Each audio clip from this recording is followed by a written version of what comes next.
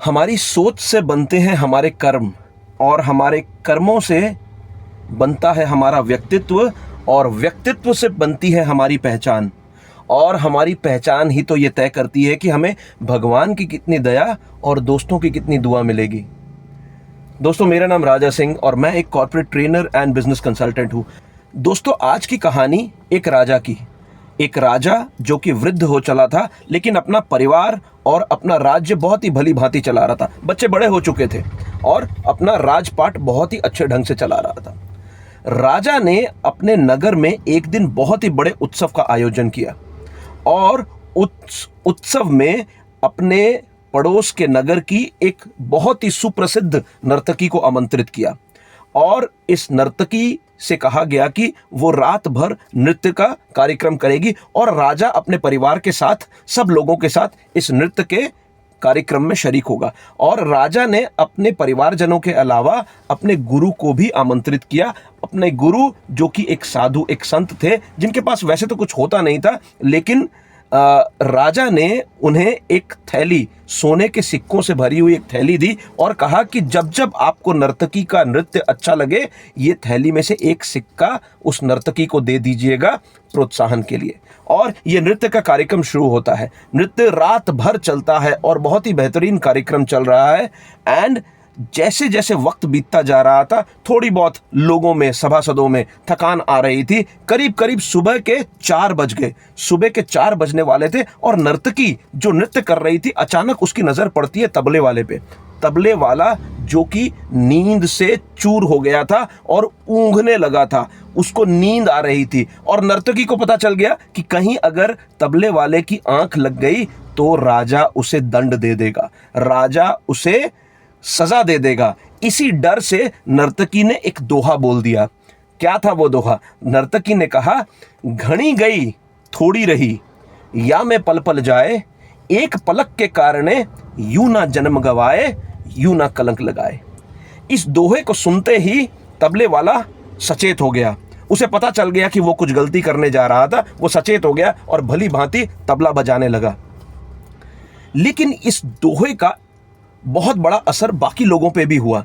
अचानक राजा का जो बेटा था, जो राजकुमार था, वो दौड़ करके आता है और नर्तकी के पैरों में अपने सोने की माला और अपना मुकुट रख देता है। राजा की बेटी दौड़ करके आती है और अपने जेवर और अपने कंगन और अपने बहुमूल्य सामान नर्तकी को भेंट के तौर पे दे देती है। गुरुजी, राजा के गुरुजी दौड़ करके आते हैं, सोने के सिक्कों से भरी हुई थैली नर्तकी को भेंट कर देते हैं।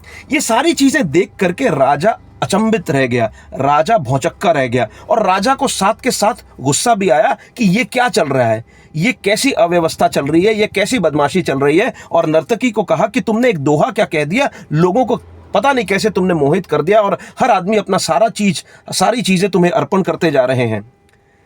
और जब ये चीज कही गई तो गुरु ने राजा को कहा, हे राजन, तुम नाराज मत हो, इसके पीछे कारण कुछ और है। गुरु ने कहा कि मैं एक साधु, मैं एक संत जो कि हमेशा तपस्या में और भगवान के नाम लेने में लीन रहता था, मैं आज क्या कर रहा हूं? मैं एक नर्तकी का नृत्य देख रहा हूं और नृत्य देखते हुए सोने के सिक्के भेंट के तौर पे दे रहा हूं।